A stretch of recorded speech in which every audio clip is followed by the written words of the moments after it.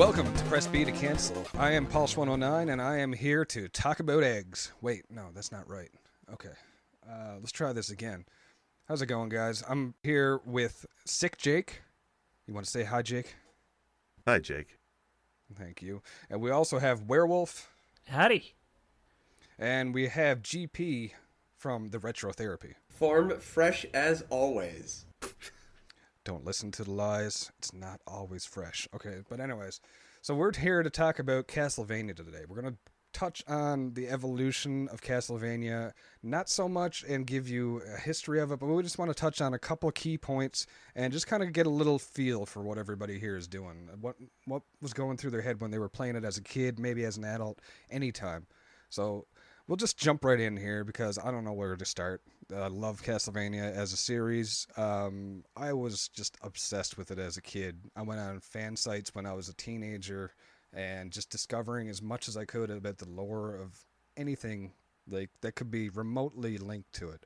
So be it just the games themselves and the storyline, the timelines, which are as convoluted as the characters sometimes, to the backstory of where the characters are from, you know, from random stories in history or other horror archetypes, you know. You have all the bosses, everything is kind of touched on, and that's probably what it makes it so appealing for me, is because I was just a horror fan as a kid. Once I got the nerve to actually follow through and, you know, watch something. So, guys, I just want to talk to you a little bit here. We're going to talk about Castlevania 1 first. We went in and watched a bunch of videos. We did some research, try to make it sound as professional as possible, but of course, I'm here to undo all that madness here for you guys. We're going to talk about Castlevania as we experienced it in North America, because there are so many iterations of every Castlevania game. Just like when we talked about Rygar, there were versions on different consoles and different computers that I had no idea existed. So I don't want to bore everybody with that, because we could make podcast after podcast just this series alone. So let's just talk about Castlevania. It was released in 1986, okay? I thought it was 89 because I thought when I had an NES, my brother bought one when I was 4 going on 5. It's probably my earliest memory, is trying to jump over the first Goomba in the game. So I remember playing as a kid. It was one of my earliest memories playing on NES. So anytime I played a game, I just assumed it was new. You know, there was no, this has been out for years. This was brand new to me. You know, if it was on the shelf, I assumed, you know, farm fresh, just like the Retro Therapy. Nice. Isn't that right, Guy Prime? Yes. So, some of the basic elements of this game, it was ported over kind of from Famicom and from another system. One thing about Castlevania, when it came to North America, they changed it, of course. There were little tweaks along the way to make it work for the NES versus the Famicom or maybe any other system that it was on, or arcade. But it was designed originally as a classic horror movie. You wanted to play this game and see a lot of elements that you'll see in horror movies. You want, you know, Frankenstein's monster, you want Medusa, you want, you know, bats and crazy castles with, you know, mysterious stairways that lead into weird dungeons and stuff. You know, it is the epitome, or epitome, I don't know how you pronounce that, which one? I think it's epitome. I like saying epitome, makes me feel like I'm French or something. Anyways, so it is basically a video game horror movie as early as you could. There were, you know, people saying how it was scandalous, you know, as far as an 8-bit game can be, but you know, it's something that people always had memories of. So what's the earliest memory you have, Guy Prime, of playing the first Castlevania game? I don't care if it was as an adult or not, but what's the earliest memory you can think of? Well, let me take you all the way back to January of 2019. No, I started the year off with doing a series of blind runs on the Retro Therapy, and the first series I wanted to tackle was Castlevania. Now, I had seen, I guess, bits and pieces of Castlevania games here and there, but up until the day that I started doing that series, if you'd shown me a screenshot from any of the Castlevania 1, 2, or 3 series, I wouldn't be able to tell you, like, oh, that's from 1, or that's from 2, or that's from 3. Didn't know the difference between Trevor Belmont and Simon Belmont. I've just never been that into the religious games like that one. So, kind of learning Castlevania was a challenge. I really enjoyed the first one. We beat it, I think it was just in a single stream. So, like 5 or 6 hours. I was very happy with that. I was a little, not underwhelmed, but I was always given to understand they were much more difficult than what that first one was. And then, of course, Oh later yeah. on with 2 and 3, they became more difficult. But yeah, I mean, I loved the look, I loved the aesthetic, but until I fully became immersed and understood better Simon's Quest and Castlevania 3, it wasn't until I kind of retroactively fell in love with the first one. So, as a big picture, 1 is made justifiable by 2 and 3, but it's still enjoyable on its own. Okay, that works. And how about you, Werewolf? Um, I remember playing through them as a child. I was probably 6 or 7 when I first got to try one, and I was immediately hooked between the music and the gameplay. And the game had very immediately understandable rules in how it played and the mechanics and everything. So I kind of felt like it did a really good job with that. Just all around, there were NES games where to this day I still don't understand what I was supposed to be doing with them at the time, and this one you did not need the manual to know what was going on. It was awesome. Yeah, and they really made it. It's kind of a simple, bare bones thing. You jump in, you know the mechanics. There's not something special. You don't need a walkthrough like you do in a modern game, right? And this is one thing that established it for me really well. So let's jump on before we, just get too heavy on the nostalgia glasses here. Let's just jump into Jake's commentary on it. And what do you have to say about it, Jake? What was your earliest memory? Earliest memory, I guess I was 8 or 9. It was not one of the first Nintendo games I ever played. A friend of mine had it, and he said, "Oh, this game is great. You should come try it out." I was more of a Mario Mega Man fan, and I sat down at his place to play the original Castlevania, and I died in like 5 minutes. And then it wasn't until That's lasting longer than me. well, it wasn't until last year when I watched you guys all stream the series. I said to myself, "Hey, I'm good looking. Sure, I'm also good at video games. Yeah, like these guys. I can play this game on stream." And I decided to practice it, and I realized I'm not good looking enough to beat Castlevania, even as an adult. I suck at the game. I die in the bat boss every bloody time, or I'm falling on pits or something. But we can talk about difficulty later. I did want to mention real quick though, GP, your point about the game being a religion game. I never really thought it was a religious game. Is that something that in your circle as Yeah, a nor kid you did I. noticed? Oh no, that was just me being a dumbass. Like that's clearly not a Bible adventures game, but there's crosses everywhere and demons and Frankenstein, all sorts of stuff from the Bible. So I didn't really know. I'm Well, sorry. No, I'm not making any religious points here. I'm Yeah, just saying, it does have uh, Christian imagery, so there's that. yeah. There's a lot of Christian imagery. right. The yeah. the lore is there, but I did not truly mean that it was a religious game. Clearly, no. Well, just look at it because Nintendo is notorious for censoring things, and Castlevania has a very mature theme. And when I look at it in hindsight, I think you're right. It's got the horror elements, but it's also got a little bit of that religious vibe to it. Definitely more mature title. And that's exactly what you guys are saying there is that, they had to censor a lot of stuff in this game, and it's kind of strange considering, back in the day and how limited the graphics are and stuff compared to now, and you can get away with pretty much anything you want in a video game now. It's not as rabid when it comes to people, complaining. But it's interesting because the Japanese title, I don't know how to actually pronounce it, Akumajo, I believe. Akumajo Dracula. Akumajo Dracula. Gesundheit. So that Gesundheit, yeah. Originally, that kind of translates. It's never word for word like I always thought it was as a kid, but it roughly translates to Demon Castle. And one thing that one of the game's designers and directors kind of wanted to stray from when they put it to the North American audiences and European, is they wanted to change it because one of the developers literally thought it translated to Demon Satanic Castle. So that's where Castlevania was born. So I always thought that was cool because you hear Castlevania, it's iconic. You don't have it's not a cult classic, but at the same time, it's not super popular in pop culture, but it is referenced in many things. Like Game of Thrones, they ended up saying Belmont, I think it was what they called a whip, or a whip, as people might call it. So there are little just bits and pieces that are in culture that I think really solidify it as a staple in video game history. And of course, when you get later into it with Symphony of the Night and a lot of the Igavania style games, it really starts showing forward. So it really, I love how it touches on so many things. Like Werewolf said, the mechanics of the game, they're solid. You play them and they're just, there's no frills. You know what's going to go on. It seems simple. It seems basic, and the next thing you know, you're dying every second, and you can't get past this jump, or you can't get past this boss or this enemy. Like there's pinch points in the game. There's things that'll keep you coming back.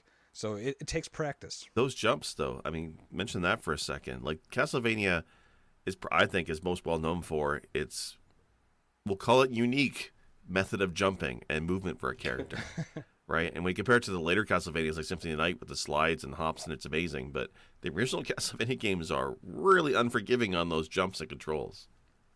Really? Yeah, it's true. And I think it kind of makes the whole experience scarier, because when you commit to a jump, you cannot correct yourself in midair. Like if you're going to jump over the 2 blocks worth of distance, and then if you're jumping into an enemy, you're hitting that enemy. If you jump onto spikes and you mistime it, you miss the platform, you're dead.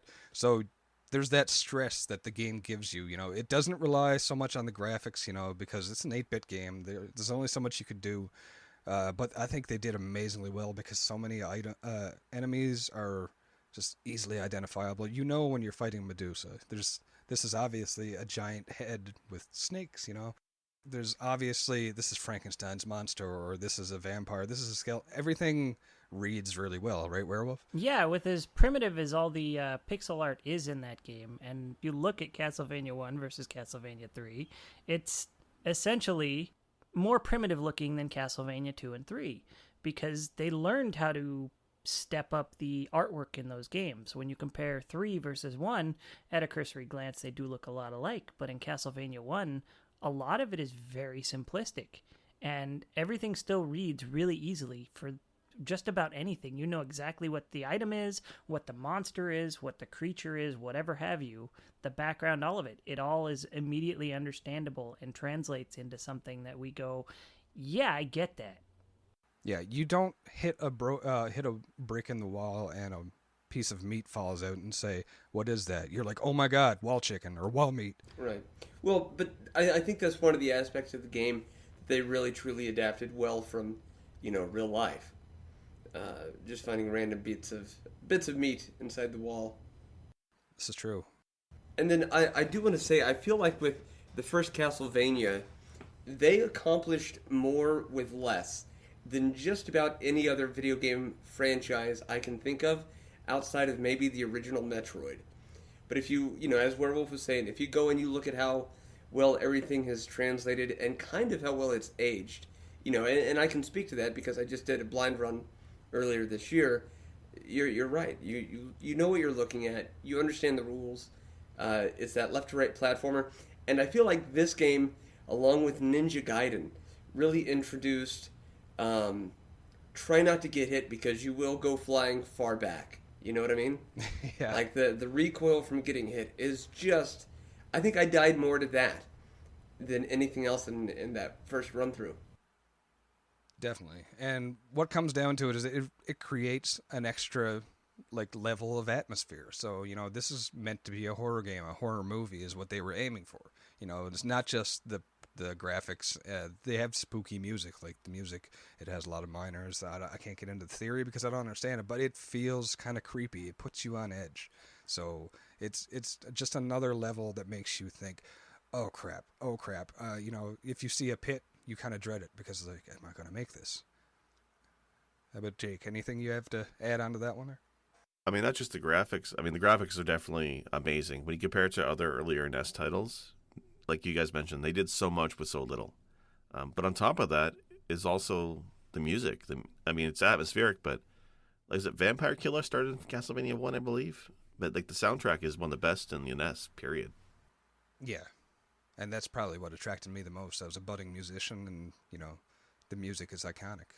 Well, I it's not that I disagree. I feel like the music didn't really take off and become iconic until Simon's Quest, Castlevania 2, which we don't have to talk about now. We can talk about that whenever you're ready to transition to that category. But to me, that's really where it found its footing. I think that's a perfect time, man. Let's talk about Castlevania 2. So I mean, this has got a love-hate relationship. It's gotten a lot of flack over the years, but I find that most people are really, really open to it. I know a lot of people that have some really fond memories of this game. So they kind of took a different direction, and they stuck with a lot of the same kind of art styles, but they darkened it up a bit. Like the first Castlevania has a lot of really more popping colors, like a lot of blues and oranges. There's a lot of, just really bright, energetic things. And it kind of makes me think of a horror movie in the way that, all the older movies, you look at them now and there's nothing terrifying about them.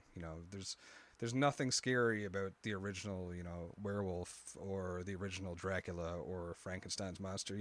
The classic Universal movies, they're campy now, but that back then they were terrifying. And it's the same thing with this game. Like, I remember being scared of certain enemies in the game because I thought they were terrifying. And Castlevania 2, I think they've really nailed it home because they brought it in and said, we're going to darken this up. Let's make this let's just make this really dark and make it more gothic, How about you, Werewolf? What do you think about it? Touching on the horror elements, definitely with the just darker color palette in general, it helped just bring the horror feel a little further along, as well as just the night and day aspects.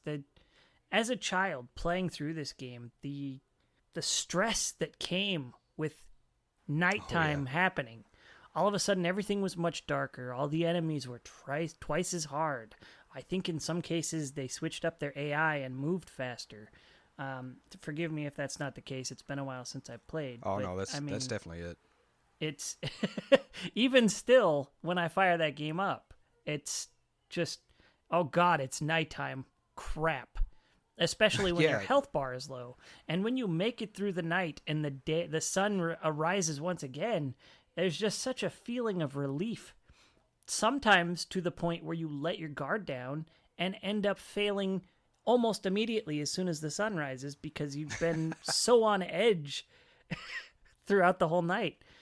Yeah, that's something you always we're just on edge about. And then when you see that little block come up, because it's really slow, the transition between night and day is really slow. And I think it's been ripped on a lot, but I think that it has another element. It's like it's got to soothe you, calm you down. Like when it's coming in and it's going from day to night, you're like, oh crap.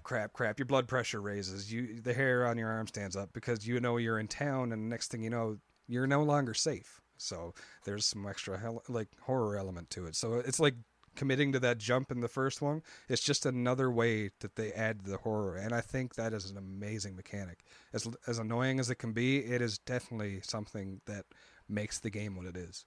Yeah, probably the first 25 times I played this game were well before I ever owned it. This was one of those games where when I went to somebody's house and they had the game, I immediately wanted to play that. I was just enthralled by it, and especially let's just say it now, like one of the best pieces of music from the Castlevania series, Bloody Tears. Mm-hmm. Yeah, it's good. I never got sick of it. Yeah, it's just this earworm, and it's not in an annoying way. It's just satisfying. It always resolves itself, and you just want to... It's like it's about to take off, and it never does, but at the same time, it doesn't stop taking off. Yeah, and even the music in the villages it's fitting, and it's perfect for the amount of time you end up hearing it before you're back in the field with Bloody Tears once again. Exactly. And I think in the second game, they actually have a soundtrack of that just clocks in over an hour altogether. And for an NES game, I think that's incredible that they fit that much on an NES cart. Because, oh yeah. These games were meant to have things that are repeating over and over and over. So I mean, you want it to it to repeat, you want it to sound great, but at the same time, you don't want something to kick in like a song that you like. It's your favorite rock song that you have on repeat. You know, you don't want it to kick into the solo, then the outro, and then it fades out, and then the song starts over again. This one, you need to have something that starts and keeps going. So the music in the Castlevania series in general, I think with 2 is where it really took off because they introduced a lot of themes. They introduced a lot of themes, even not musically, that became staples in the game. And actually, Simon's Quest became one of the biggest influences that eventually became Symphony of the Night, which is basically the highest regarded game in the entire franchise, and for great reason. So, Jake, how about you? What were some of your thoughts on just Simon's Quest? Great or not great? What sticks out in your mind about that game? I mean, when I look at it, the first game, whose gameplay I thought was hot garbage, to be perfectly honest, I was also terrible at Simon's Quest. But it's a game I want to like, and I played it multiple times. I never got far in it. I think I even died in the town before. That seems to stick in my head as a constant thing. I just finished Zelda 2, which is also a bizarre second game in a series. And I felt very similar parallels between the two, and I really want to get into this game. I love the day-night cycles. I love the theme. I appreciated the graphics, I think, a lot more. I mean, this came out, I want to say, 2 years after the original I played. So I definitely wanted to like this one, but I just found the gameplay too difficult. That's fair. And aside from like the difficulty was scaled down for this game because it's such a grand game. There's a lot of backtracking. The map is huge, right? It's not just left to right. You have to travel back and forth. You have to grind. You have to buy items to traverse. It's got the RPG element in there for better or for worse. Like there's things that can be tweaked, obviously, and they have been tweaked over the years. Yeah, this was essentially an open world 2D platformer on the NES. Yeah, and so that's no small feat right there. And there is, of course, a lot of jank, as we call it. There's, if you're playing this for the first time, you're going to die and you're going to get stuck and you're going to need a guide. The only reason I ever beat it as a kid was because of, guides, magazines, special passwords that I got from, whatever sources or Game Genie codes. That's the only way because it's not laid out. There are a lot of flaws in this game, but I think they actually added the charm. It also kind of makes a little bit more of the horror thing because where do I go now, GP, before we go on to anything else, is there anything you want to talk about this game? Is there anything that stood out to you for better or for worse? Well, actually, yeah. Thank you for coming back. I will admit, of the OG trilogy, this is my favorite one, Simon's Quest. It definitely has its weaknesses, but as we've discussed on prior episodes, I'm kind of a fan of sequels that do not necessarily resemble everything from the first one. So, having said that, I like that it's still a platformer, but it's not just only left to right. There's right to left, there's up to down, and there's the RPG elements. The story itself is kind of bizarre in that in order to break yourself of the curse, you have to make the curse be fulfilled. So it's kind of an interesting aspect there. But they did away with what we loved so much about the first one in that you see what you're doing, you know what you've got to do, go and do it. So for Castlevania 2 Simon's Quest, it's like throw you in the deep end, try to make sense of what the villagers are telling you, but really just walk around until you can afford something or something happens to you. So there's weakness there, but there's a lot of charm in the way they were able to execute the game, and I think that more than anything else kind of makes up for its deficiencies. I was going to say, one of the biggest weaknesses the game has is its poor translation. I think that's really what held a lot of people back in that game over the years. It's certain things didn't translate properly, so the player didn't get the information they were supposed to, and that makes the game sort of misleading, and it just loses the player at a point unless you absolutely know what you're supposed to do. Yeah, and that's a great point, actually, because Koji Igarashi is one of the main hands on this game, and for the original 3, actually. And he commented on that at one point and said that the NPCs were all considered deliberate liars. So I thought that was really cool because, I mean, you think they're there to help you. They're talking like they're giving you advice, like do this, do that, and they're cryptic. There's so much to interpretation that it's honestly just lost on the player. So it's really fun because a lot of people complain about that. They have had ROM hacks where they fix that and they give people hints and stuff.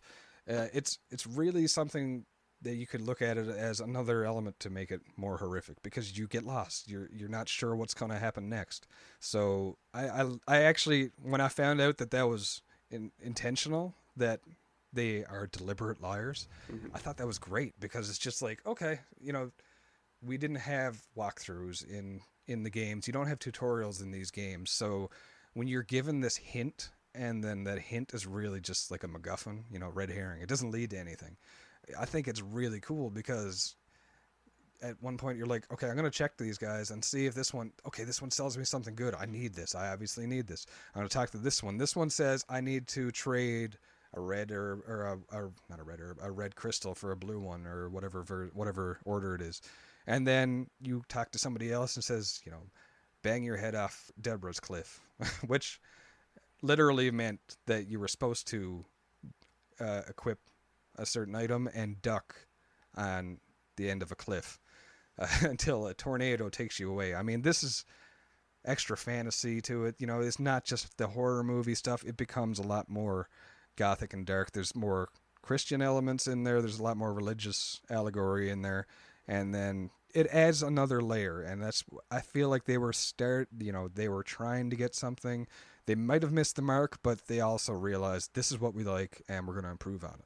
So they didn't go back to this style of game until Symphony of the Night, and then that's where they hit their stride, and the division became, do you like the old school Castlevanias versus the newer ones, or the Igavanias, where they were all basically styled like Symphony of the Night. I love both equally. You can't make me choose because I just enjoy them all, and for different reasons. So I think that was really something they brought into when they made the third game in 1989. So this is 2 years after Simon's Quest is released. This is 3 years after the original. They basically said, okay, let's do this. Let's go back to what we did. Let's go back to what we got right with the original. It's not that they were ashamed of their original game. I don't feel like a lot of people say, oh no, they smartened up and they went back to what made it great. Make Castlevania great again or something. Whatever you want to say. I thought that would grow great, but okay. We had the same directors for all three games, and it's not that they said, okay, we screwed up on Castlevania 2. Let's just make this harder. We gotta give back some action because it was really slow paced in the second one. The third one is definitely the hardest of all three, and by a long shot. I mean, like Guy Prime said, he beat the first game in 5 or 6 hours in a single stream. How long did it take you, roughly, to beat? Did you have any troubles? Yeah, well, but probably I would say the average troubles everybody has with that. And the thing is with Castlevania 3, I only did the one route. I need to go back and do the other routes. Yeah, same. But yeah, no, it took me, I think, a solid 5 days to get through, and we did the Alucard route, and I think that's probably considered the easier one. I don't really know, but that still took 5 days.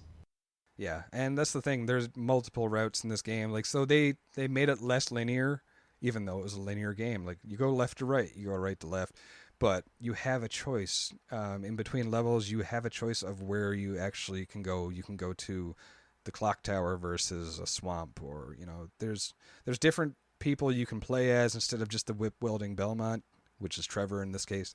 You can get Alucard, you can get Grant Dynasty, or Dynasty. They've changed his name multiple times. It's Dynasty, please. It has to be Dynasty. That's the canon lore name. Dynasty. Hello, Dynasty. Exactly. Yeah, it's a choose-your-own-adventure video game.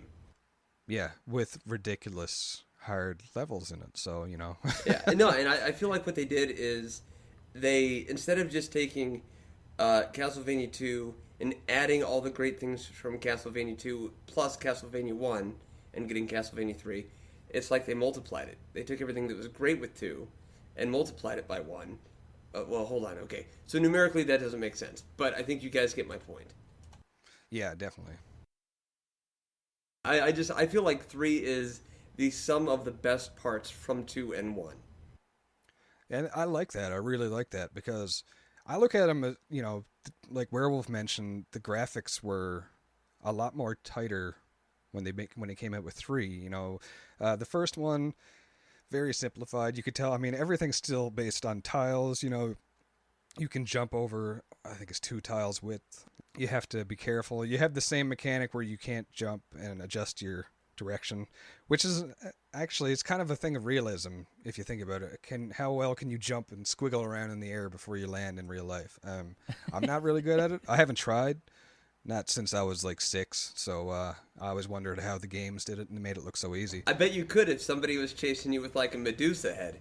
You'd find a way to do that. It's true. Yeah. I can run faster scared than you can angry kind of deal. Yeah. You find the strengths in the strangest of scenarios.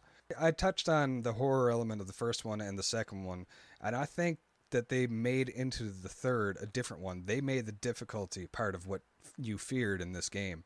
Like Guy Prime, I only went through what I call the easy route, the Alucard route. I went the same way every time so I could get through it, and I knew what to expect, and I was scared to go anywhere else. And I honestly should change it.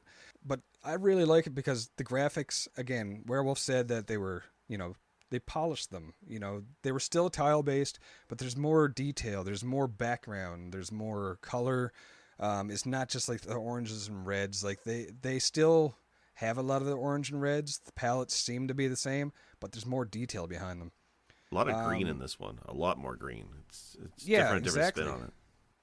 Yeah, and so, the enemies I found, they take more than one hit. You kind of have to strategize even more. Like, so gameplay-wise, it's a lot more like the first, obviously. The second one's easy mode, but of course you have to simplify it when you're going through such a grand scheme. But when 3 came out, they said, okay, let's make this like the first one, but we have to make it hard. We have to make it scary. You want to be like Castlevania 3 and kind of, you dread it. Not because it's a bad game, but because it's a hard game. But it's a challenge that, you don't get otherwise. So I think they really like that. It's become my favorite, actually. It's recently dethroned everything for me. For Castlevania 2 used to be my favorite. I think it was just the satisfaction of beating it. So, Jake, how about you? What did you think about? Have you played through 3 completely, or have you messed around with it? Have you tried different routes and got fed up and said never again? Or have you taken the plunge and tried to beat the entire game? Actually, this is the one I like a lot. For me, when I think classic Castlevania, this is the game I played the most when I was young. I found it easier. Maybe because I was an older gamer at the time, as an older kid, so I had more experience on my belt. I don't know, but I actually got much further in this one than any of the other past games. I don't think I beat it. I remember watching you guys play and going up against Dracula and the clock tower level especially being very difficult to watch you guys get through. I don't think I made it that far, but I definitely sunk hours and hours in this game. I love the multiple selectable characters. Not just the name, Dynasty, but Grant and the ability to scale walls. I thought was great as a kid. That was one of the first games I played where the character had so much mobility, I guess, in a way. And the fact that he had multiple selectable characters is, to me, groundbreaking. And there's very few games from that period, I think, that had similar. I mean, I think the only thing I can remember offhand is Ninja Turtles, which is nowhere near as good, right? These ones you had Alucard, you had, I want to say, what's her name? Sophia or Sifia? Sypha, thank you. I should have watched that anime. But I like how each one's very, very different abilities. And I think when you're using the various characters, that made the game easier to me. So this is the one I love. I actually played a lot of this one. It's banging. I think I actually owned this one as a kid. Yeah, I had the second one, and I remember that was probably one of the biggest reasons. Maybe it was nostalgic glasses or something, but it's the fact that the familiarity of Castlevania 2 became... I knew it the best, so I knew what to expect, and it just became ingrained in memory. I know I've had better feelings playing this because I played a lot of it. So I can see that definitely, because if you owned it, I think back then, especially when you were a kid, you didn't have access to buying games like you do as an adult. There were no Steam sales. The only way you got something for $5 is if it was somebody's grandmother who was selling stuff and found it and didn't know what it was worth. So she said, "Oh, Darylin, take this for $2.50. I don't know what it is. They think it's a decoration or something." And my grandmother is nothing like that, by the way. She's That was a spot on representation of mine.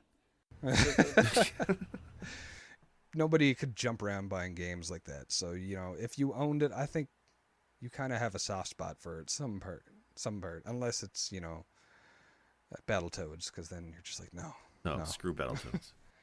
Yeah, but you touched on something, Jake. There, I mean, the clock tower, that's become synonymous with Castlevania, and that becomes a lot of the time one of the hardest areas in any Castlevania game, or one of the things where bosses and enemies are really prevalent, like Medusa heads.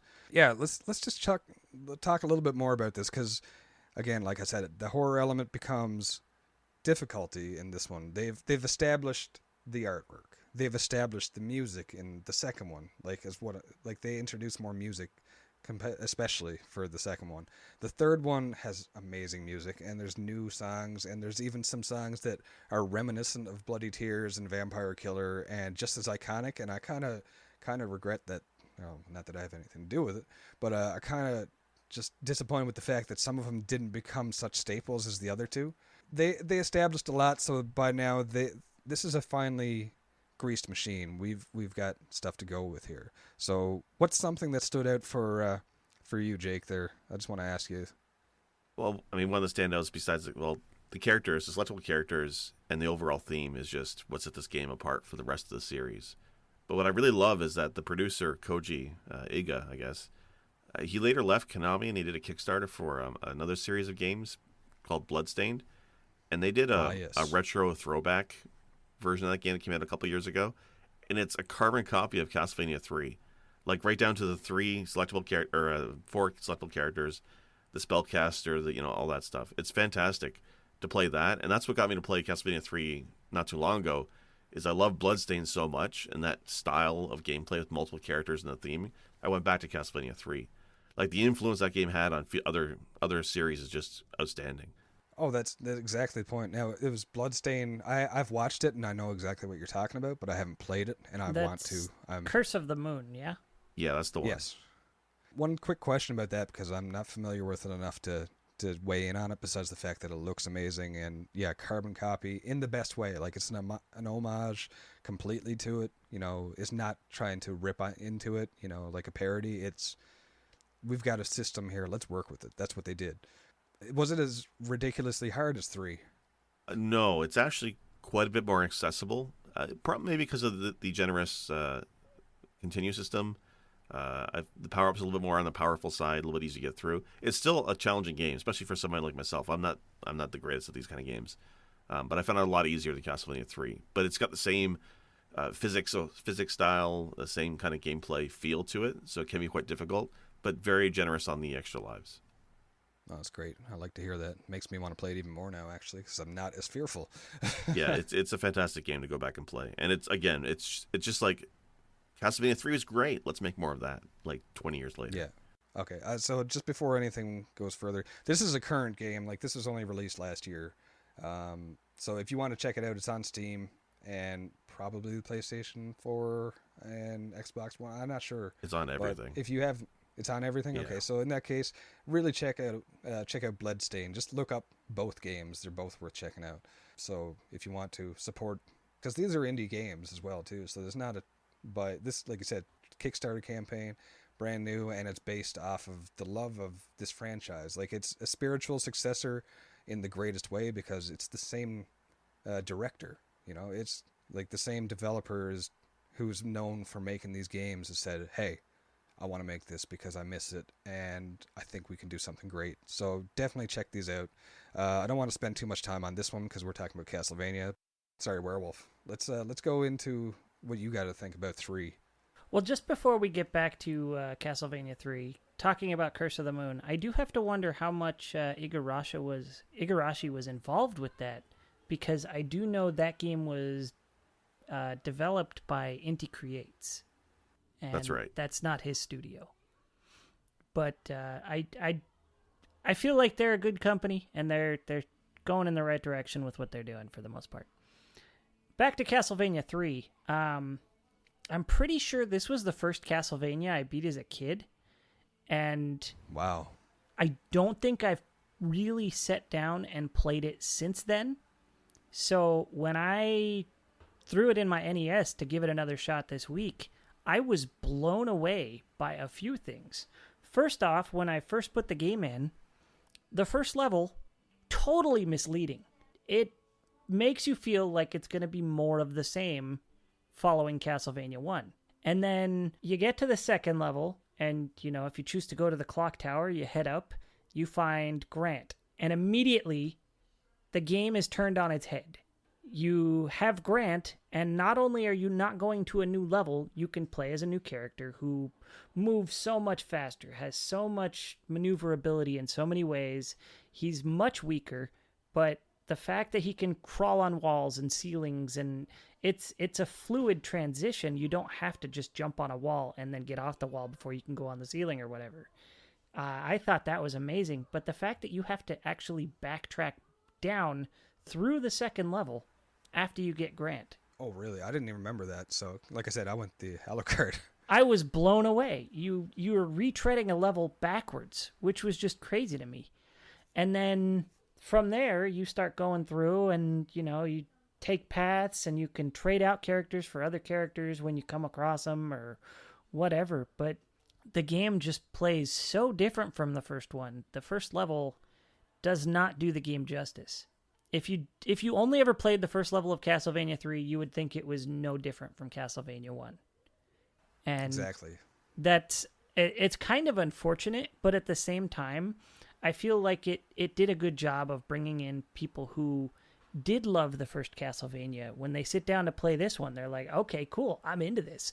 This is what I signed up for. I love the first one. The second one was a little weird. This one has me back. And then it starts throwing curves at them, but it's not so different from the original gameplay that it's foreign. It's a little bit mind-blowing. I like where you're going with that, actually. I really like that because, I agree with you completely. They the first level feels like the first game. It's like an extension of the first game. They went back to the roots of, side scroller. There's no exploration. There's no grinding for currency or anything. And then they go and then they throw something at you that was never been there before. I mean, you play as Grant and it's nothing like playing as Trevor or as any of the Belmonts that you play. Yeah, and immediately they turn the game on its head. They give you this false sense of security. Like, you know what you're going to get. And then immediately you don't know what you're getting anymore. Yeah. All of a sudden I'm cool climbing on walls and ceilings and finding one-ups in places Trevor could never reach.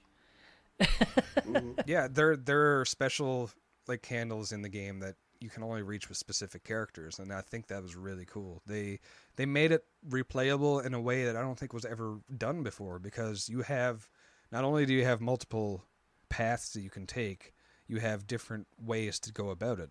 The end result might be the same, you fight the boss, but there's different experiences with them. If you play it as Grant the whole way through, you're going to suffer because he's so weak, but he's fast, and it's like, oh, why can't he hit as hard as Trevor, or why can't he take as many hits? But, he's so mobile that it's so easy to get around. So you get through one level and you're like, I'm going to switch to Grant just for this scene. And you can go switch back and forth as much as you want. So they really turn something on its head. You start out, you mentioned earlier with Ninja Turtles, Jake, and, you have the chance to switch between them, but you start off with all four turtles. And they're largely the same, too, right? Yeah, the only real difference between them is just the reach of their weapons and maybe damage output from them, but I'm not even certain on that. Yeah, and that's the thing. Like, you have to earn who you help, and they come by different ways. Grant, I think he's possessed, so when you beat him, he's no longer cursed, and he's like, hey, I want to help you. Same thing with Alucard. You fight Alucard, and he says, I wanted to test your strength. You were worthy of my help. Let me help you defeat Dracula. And Sypha's again. Like, I can't remember. I think she was petrified by the boss, the Cyclops. So when you defeat the boss, she's human again. Let's just talk about this a bit before we just get long-winded, because again, I can go on about this for hours. I love this series, and we could talk about this for days and days. Just talking about the third game. So GP here, tell me a little bit of your experience about this. Well, I want to. Of course, I will. I've got a really great story I want to get into with this, actually. But before I do, I kind of want to speak to the mentality of kind of like the not the cause and effect, but the call and response between these video game developers and the mob of the mass of people who ingest these games. So it's kind of like you've got these game developers saying we're gonna beat them up, and that's Castlevania 1, and the crowd goes yeah, and so then they try something a little bit more extreme, and they're like, and we're gonna kill everybody, and that's Castlevania 2, and the crowd is like, well, no, I don't know about that, that's a bit extreme. So then they say, what I meant was, we're gonna beat them up really, really, really bad, and that's Castlevania 3, and everybody's like, oh yeah, fuck yeah, you know what I mean? So it's like, here's this, we like it, here's this more extreme, no, we don't like it as much, here's a middle ground, and that is Castlevania 3, but they fucking nailed it out of the park. So that's always been my interpretation of that game, if that makes any sense. It's absurd. No, that's totally. I like it because, I mean, you don't think about 2 and 3 as something. They're completely different games, yes. But at the same time, they both have this adventure feel to them that the first didn't. The first one, straightforward platformer, and it's great at what it does. It's totally just, you can take it and leave it. You can put it up, put it down, The second one is a bit more of an adventure. You have to take time. You got to learn where to go. You have to find different items. You have to make it like there's an adventure to it. And this one is more of a beat 'em up. When you're talking about the third one, you have to time yourself. You have to pace yourself the same way as you do in the first one. You can't just waltz right through and hit every enemy once and they're dead. You have to plan your attack a little bit, and then there's the adventure element, like we already touched on, with the characters swapping, and you can go through it with just Trevor, like I did as a fool because I'm a sucker for punishment. Or you could go and take Alucard in this like easy mode because he can fly. There's so many ways you can play this game, and I think it's really cool how they added. It's not just the difficulty that makes it extended for play. There's different ways you can go about playing it. Right. So I really think that if you're scared of hard games, you should still try and grind your way through this game because there are points where you're going to suffer. Anything else you want to add to that there? Well, yeah, not to put too fine a point on it, but Castlevania 3 is the Wizard of Oz, but instead of finding, the Scarecrow, the Tin Man, and the Lion, Dorothy just finds one of them. You know what I mean? So you can have this, or you can have that, or you can have that, and then you go anyway. But no, the story I wanted to tell was 8 months ago. I owned exactly 0 cartridges of any of the Castlevania series. Right? I just never grew up playing them. I had friends who loved them, and I had one friend in particular who was like, "Well, whenever you play Castlevania, you have to start off with Simon's Quest. It's like one of the greatest games of all time."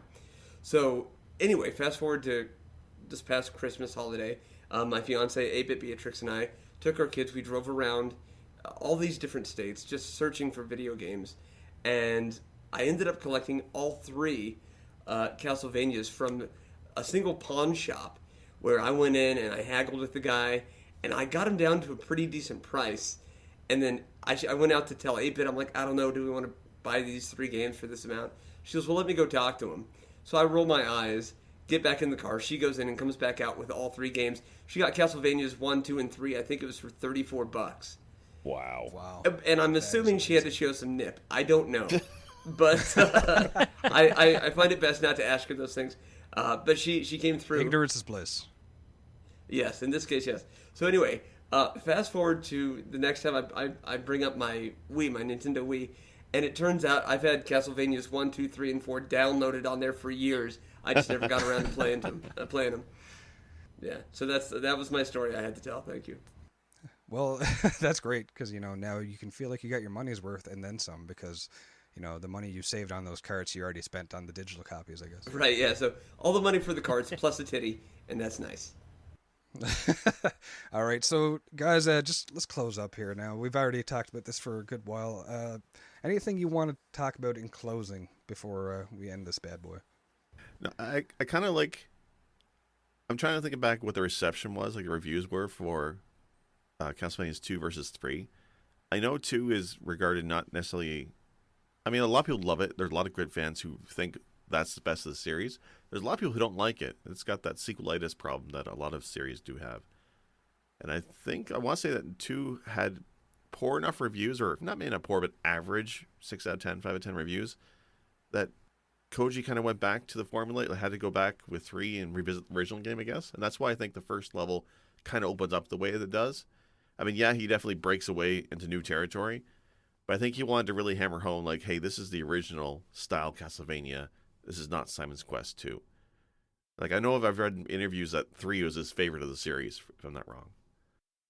Oh, that makes sense too. I mean, that explains the Bloodstain games. And Symphony Night is mainly influenced by Simon's Quest, which, if you look at it, you can see, the RPG elements, the exploration, the items you need to go forward. It's before Metroidvania was a thing.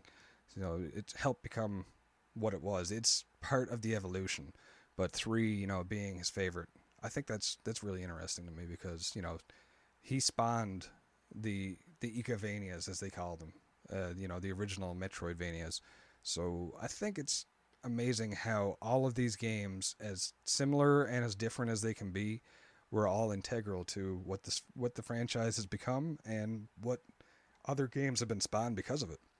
I mean, the term Metroidvania, I think that refers to Simon's Quest more than the third game for sure. I think that's what spun off the whole idea of that genre.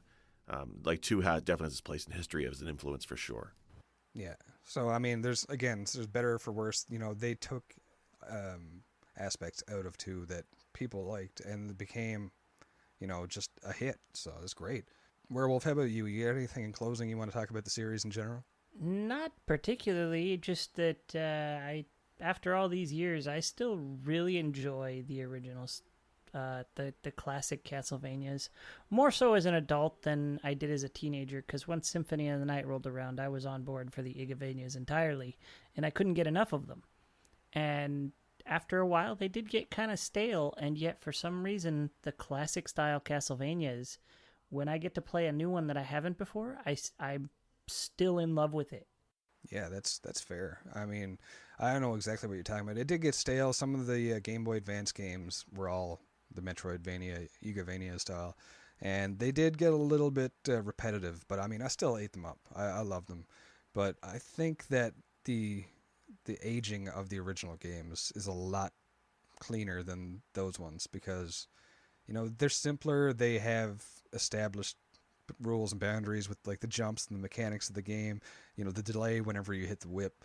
They have all those angles that make them just a lot more timeless, a lot more pick up and go, and that's not a bad thing, that's not a good thing, it's just a thing. And I think that part just has made it age crisply is what I want to say. I can't think of the proper word. How about you, GP? Do you have anything else you want to talk in closing? Any more cool stories, or we tapped out? No, I'm just trying to convey through like metaphors, like how I feel about it. And I think 1 and 2 both had their merits. 3 was the for those of you Dragon Ball Z fans out there, it's the Gogeta. It's the multiplication of all the good things and the strengths from the first and the second made like into this ultimately supremely better than it needs to be game. I love it. But still, even though, as we do all the time, I say 3 I think is clearly the best. 2 is still my favorite. I like that. See, I went with 2 for years, and now after the suffering I went through with 3.